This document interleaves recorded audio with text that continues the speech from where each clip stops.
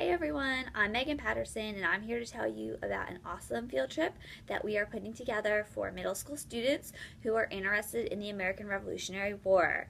We will be taking our students to Boston, Massachusetts to walk the Freedom Trail, which is a series of historical sites throughout Boston, 16 in all, that all has significance to the American Revolution. These sites are all interactive. The kids can walk through them and actually participate in different activities at the sites and really help to make history come alive for them. The Boston Commons is the first stop on the tour, and it's America's oldest public park.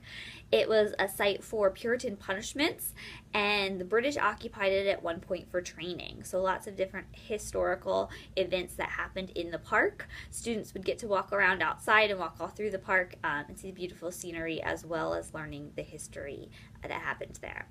Then they would go to the Massachusetts State House, which originally was John Hancock's pasture. And since students are learning about John Hancock and the signers of the Declaration of Independence, this should be of particular interest to them. The daily business of running the Commonwealth of Massachusetts is conducted from the Boston State House currently. Students also see Park Street Church. It was built in 1809 and it showcases some awesome British architecture. And the church was known for supporting abolitionist causes and working very hard to help runaway and freed slaves get back on their feet. The King's Chapel is also on the tour. It was the first Anglican church to be started in the United States, and particularly in Boston. Most of the churches there were Puritan, as were most of the colonists, and so there was a lot of pushback when they wanted to open an Anglican church. It has the finest Georgian architecture in North America. The Ben Franklin statue and the Boston Latin School are, to me, the most interesting part of the tour. Students will get to see America's oldest public school, which will be very interesting for them to compare and contrast this public school with their own. They'll also be interested to know that Ben Franklin is the school's most important and historical dropout. Out of the 5 signers of the Declaration of Independence who attended this school, he was the only one who did not finish.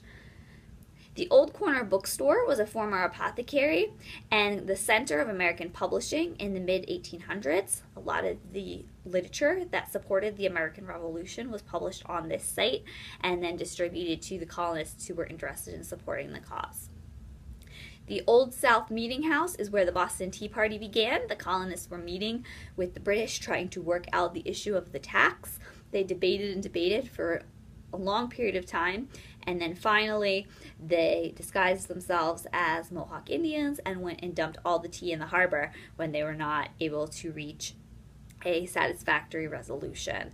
And this is one of the biggest events that students study, so it will be very interesting for them to be able to see the place where this huge historical event was born. The old State House was the home for civic events that sparked the revolution. Lots of speakers and rallies and events to try to get colonists on board with supporting the cause happened at the old State House. Students will see the site of the Boston Massacre, and they'll learn about how the Redcoats turned on the colonists there, and about the very famous Crispus Attucks, who can actually be one of your guides on the tour if you request that. Faneuil Hall is called the home of free speech, and it's been an open forum meeting place for over 270 years. During the Revolutionary War period, colonists met there to debate issues regarding their freedom from the British, and they still conduct meetings there today and debate public business. Students will see the Paul Revere House, and this will be a great connection since they read Paul Revere's Ride in middle school, and they study that poem and they learn all about Paul Revere in connection with our social studies curriculum. You get to see the house where Paul Revere lived when he made his famous ride and proclaimed that the British are coming. The Old North Church is the next stop. It's the oldest standing building in the country and it also showcases some beautiful architecture.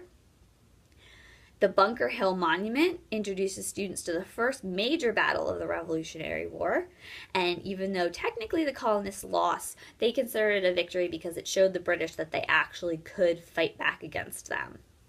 Finally, students will see the USS Constitution, called Old Ironsides, the ship that had British cannonballs bouncing off it due to its triple layer construction. Finally, they'll see cemeteries that have notable people buried in them, and their historical tour guide will explain the significance of all those different cemeteries to them. We're looking forward to taking this trip, guys, and we hope you are too.